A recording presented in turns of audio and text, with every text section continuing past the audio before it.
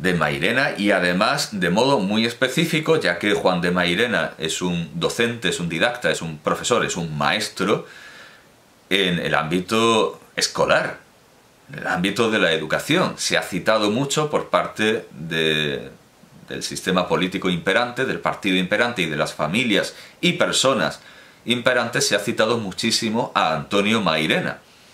Veamos lo que dice Antonio Mairena del andalucismo, de esa gran fiesta cristalizada en el Día de Andalucía en la que hay que formar y cantar el himno, que se basa en un cantar de segadores o de labriegos, de campesinos, llamado Santo Dios.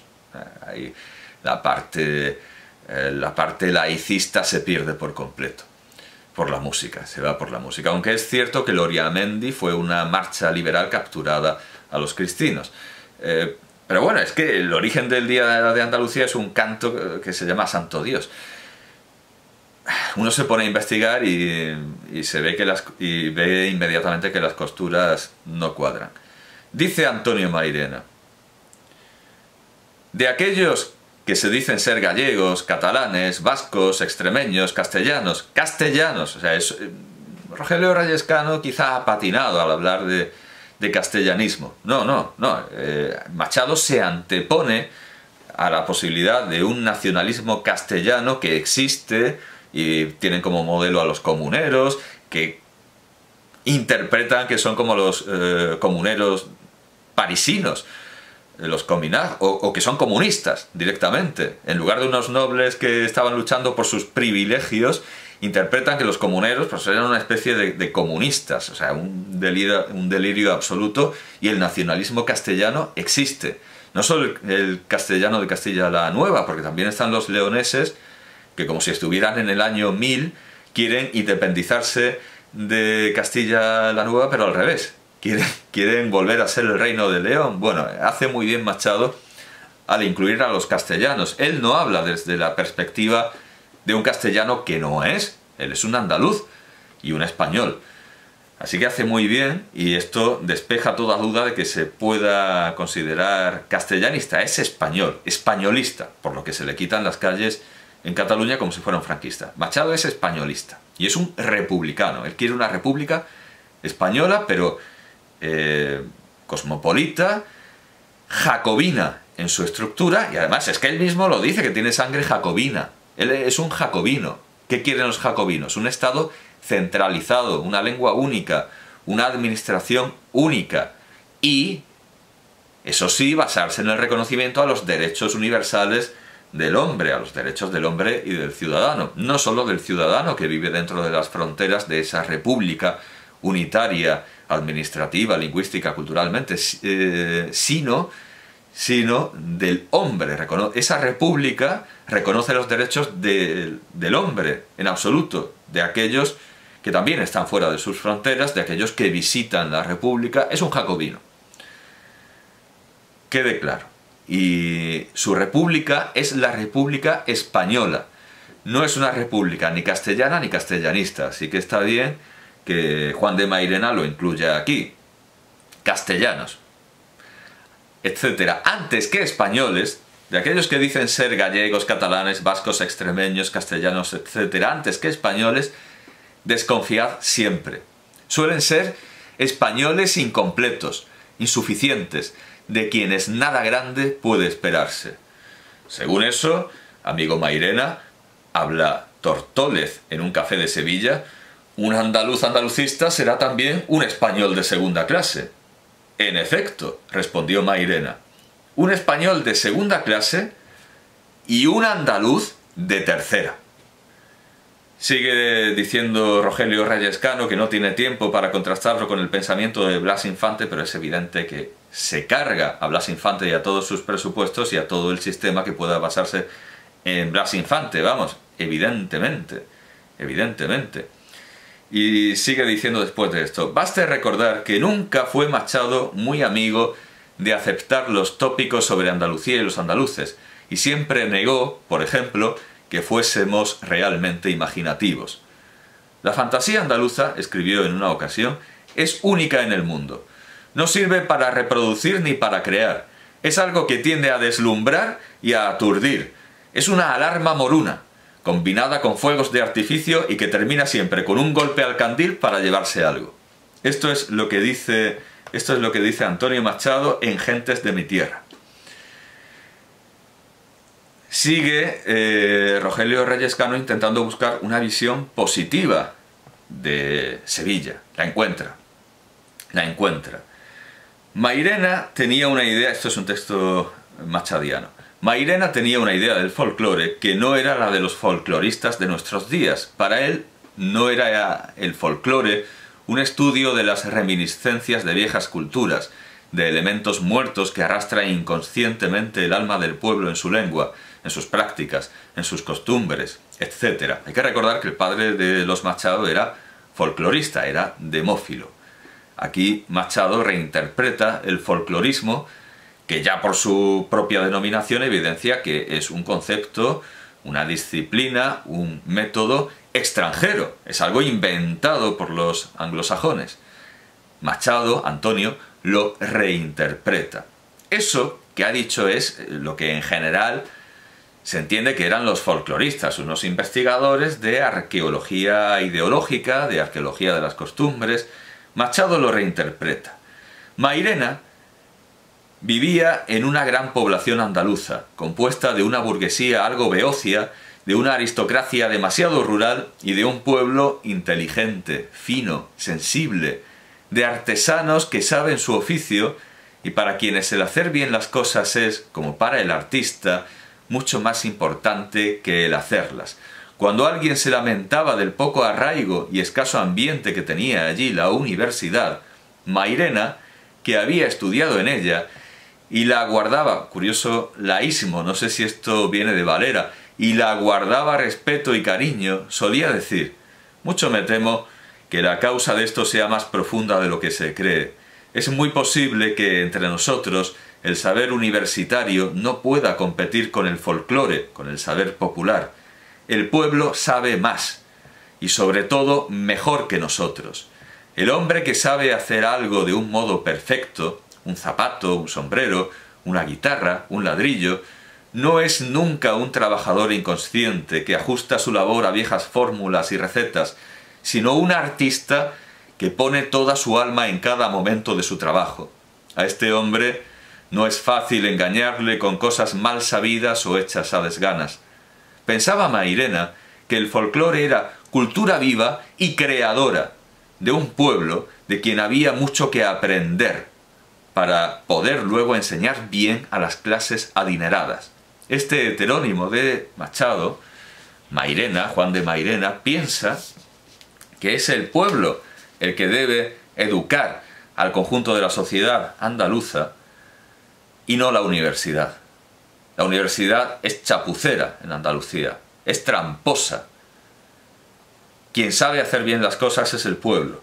Contrasta ampliamente este texto que Rogelio Reyes Cano toma del Juan de Mairena. Contrasta ampliamente con una carta sobre pedagogía, con un artículo sobre pedagogía publicado el 10 de marzo de 1913, donde dice: los elementos, bueno, es paralelo. Los elementos dominantes en España son esencial y casi exclusivamente rurales. Una visión superficial de la vida española parece contener implícita la afirmación contraria. Clásico es ya el cuadro de la España que sufre y trabaja, arrancando con sudor el pan a la tierra y sobre cuyas nobles espaldas viven unas cuantas colonias parasitarias de ociosos y mangoneadores. ¿Es esto cierto? Concedámoslo. Pero bien pudiéramos corregir el cuadro pintando a nuestra vez a este mismo campesino envilecido y explotado, luciendo pomposos y honoríficos disfraces y encaramado en las cumbres del poder. La mentalidad española gobernante ha sido hasta hace poco, del porvenir no hablemos, una mentalidad de villorrio, campesina, cuando no montaraz. Muy torpe será quien no vea en la política española el triunfo de los defectos y virtudes del campo a través de un sufragio de analfabetos. Mientras no se descienda a estudiar al hombre del campo, no acabaremos de explicarnos los más rudimentarios fenómenos de la vida española.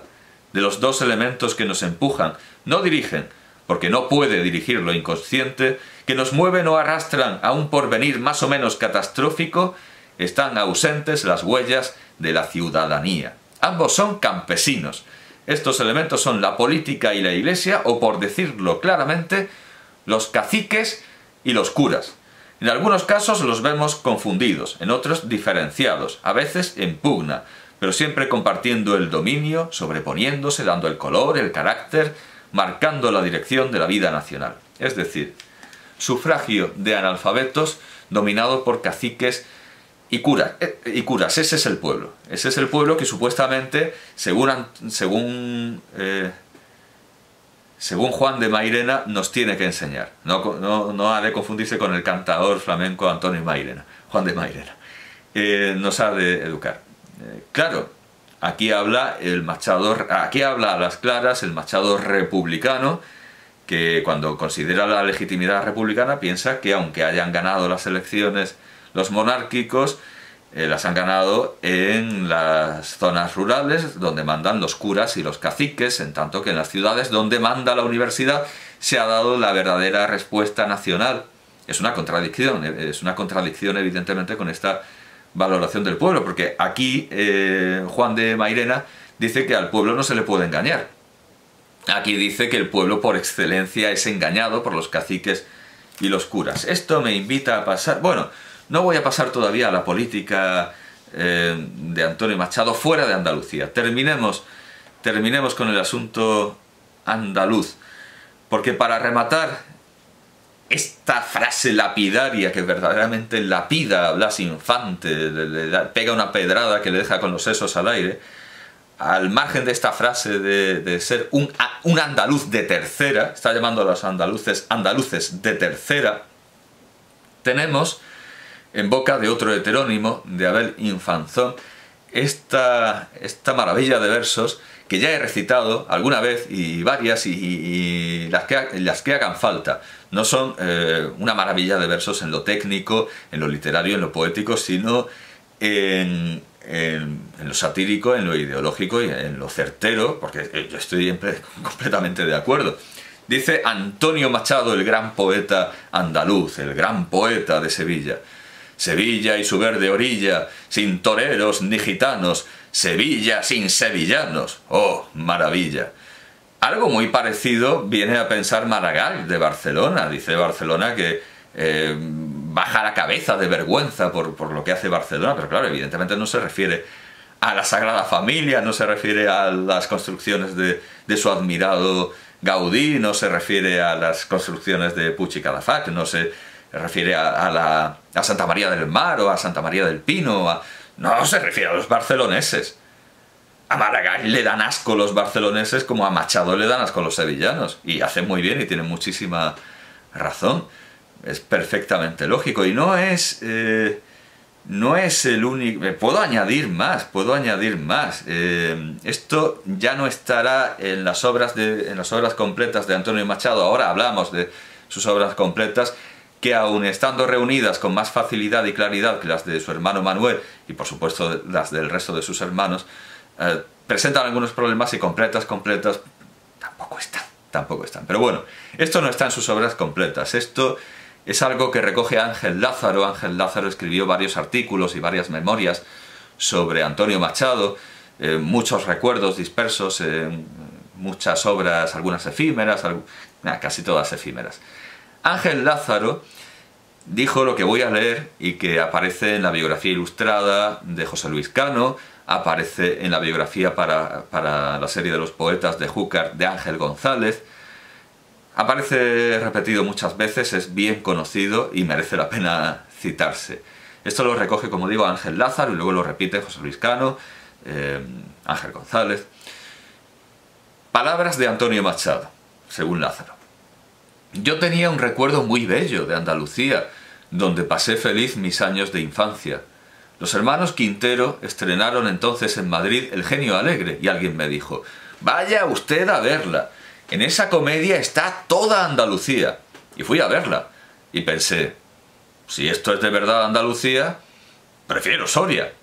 Y a Soria me fui. Y efectivamente se va a Soria, elige como destino Soria. Bueno, él estuvo, claro, también dando clase, y ahora se detallará un poco de eso, en Baeza, donde se conserva su aula, un paraguas, que no sé si es el de Machado, podría serlo, pero se puede visitar el aula donde Antonio Machado enseñaba francés en Baeza. Pero bueno, se va a Soria y allí se enamora perdidamente de la hija de 13 años de sus huéspedes, vamos, de sus alojadores, de sus caseros. Cierran la pensión, se tiene que ir con los Izquierdo y se enamora perdidamente de Leonor Izquierdo, y hay unos pasajes hermosísimos en la biografía de Machado que tampoco aparece aquí.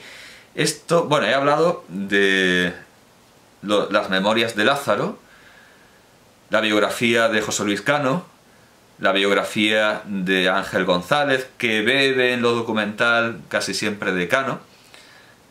Hay que añadir la biografía Ligero de equipaje del año 2006 de Ian Gibson, de ese gran biógrafo hispanista, historiador que es Ian Gibson, que, como dije al presentar a su hermano, al hermano de Antonio Machado, de Manuel, tiene una ideología sesgadísima, clarísima, y es un historiador muy parcial, pero sus juicios van por separado de su disposición de los datos. Él nos ofrece los datos y luego nos ofrece su juicio, su opinión, que me parece completamente extraviado y contrario a lo que muestran los datos, pero los datos nos los muestra de una manera como debe mostrarlos un historiador. Es un historiador de los pies a la cabeza, Ian Gibson.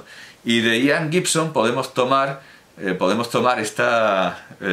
este episodio, esta escena, esta estampa de su cortejo a Leonor Izquierdo, a la niña prácticamente, a la niña Leonor Izquierdo, porque resulta que la pretendía un barbero, y hay aquí una escena en la vida de Antonio Machado que es casi digna de una zarzuela o de una comedia ligera o de un pequeño drama de Alfred de Musset. Es una estampa muy tierna, muy divertida.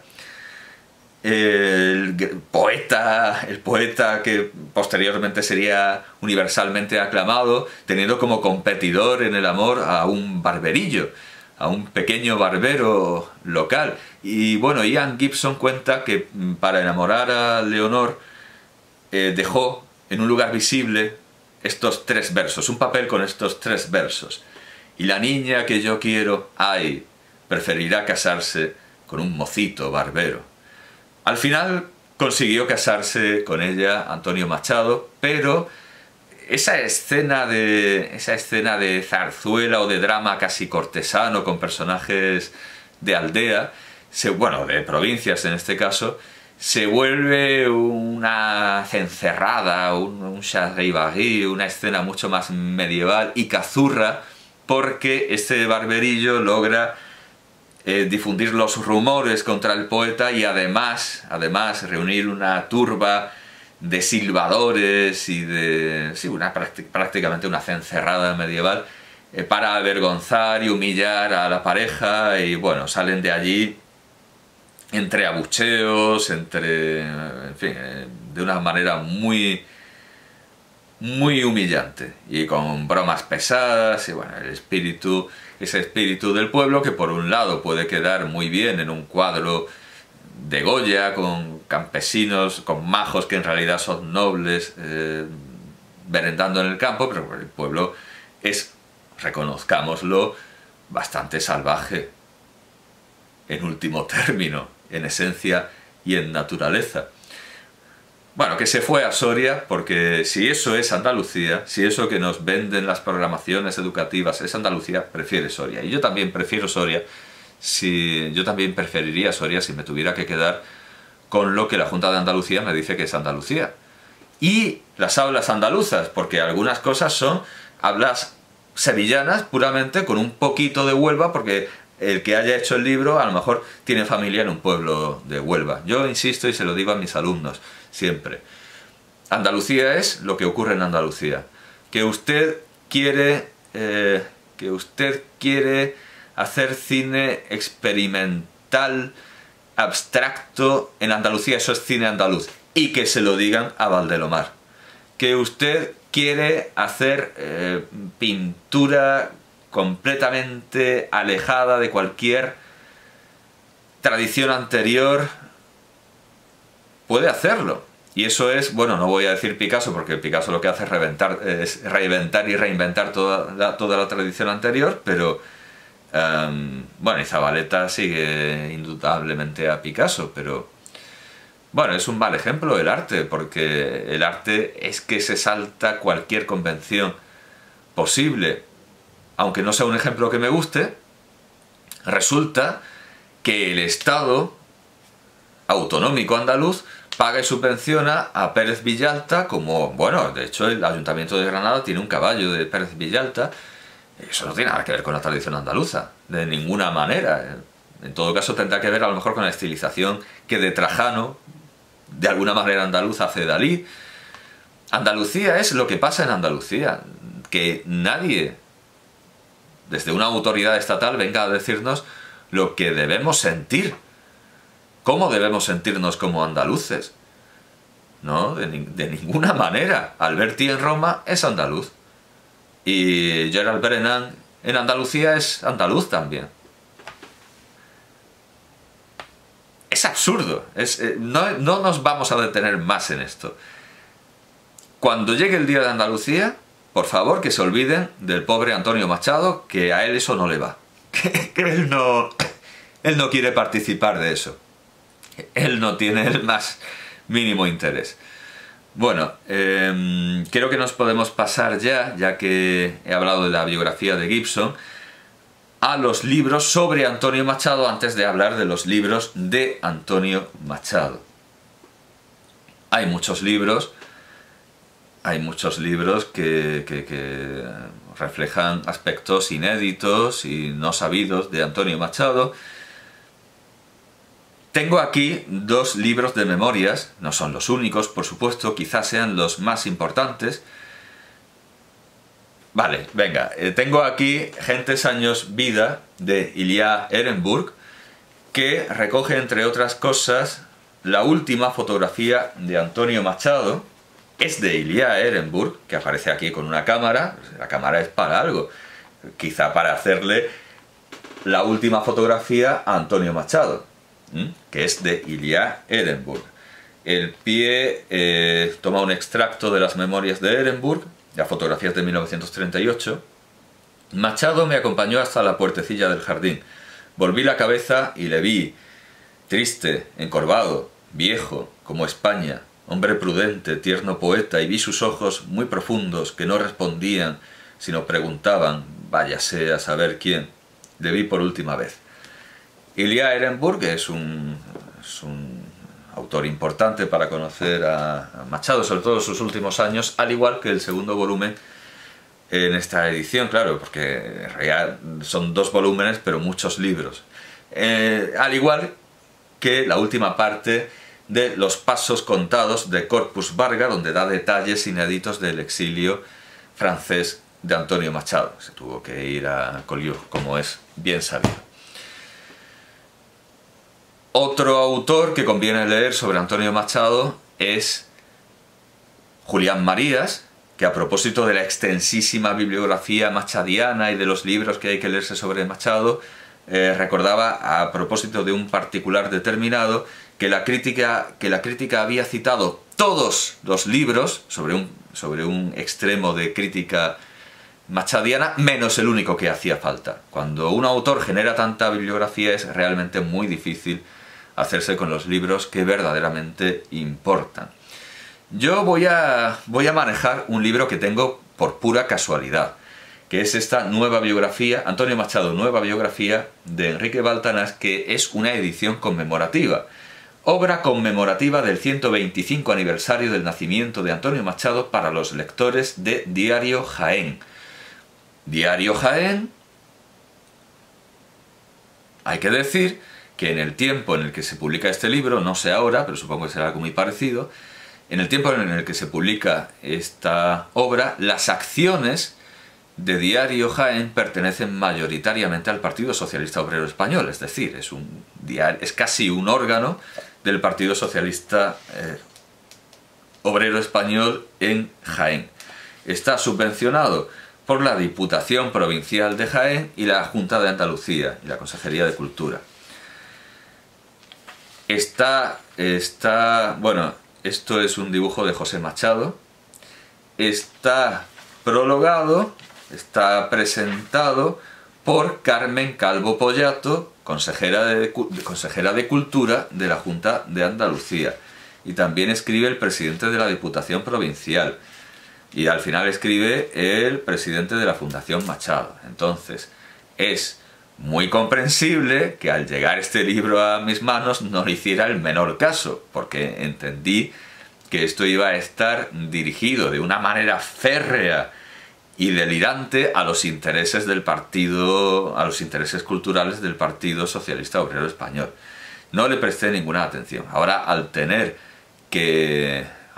que presentar a Antonio Machado para mis alumnos y para el público en general, para todos aquellos que quieran meterse en mi clase y ridiculizarme por lo poco que sé de Antonio Machado, porque ellos son expertos y lo saben todo y saben muchísimo, a la hora de tener que presentar a Antonio Machado, pues he visto este libro y claro, hallo que me dejé llevar por un prejuicio que, bueno, me dejé llevar por ese...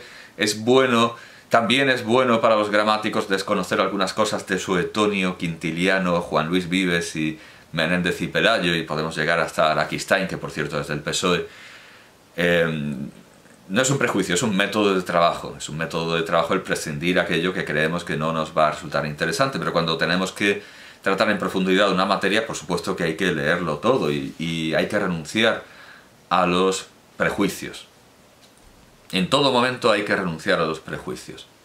Esto es algo en lo que insistía José Guillermo García Valdecasas, de quien hablaré ahora naturalmente a propósito de un particular de la prosa machadiana.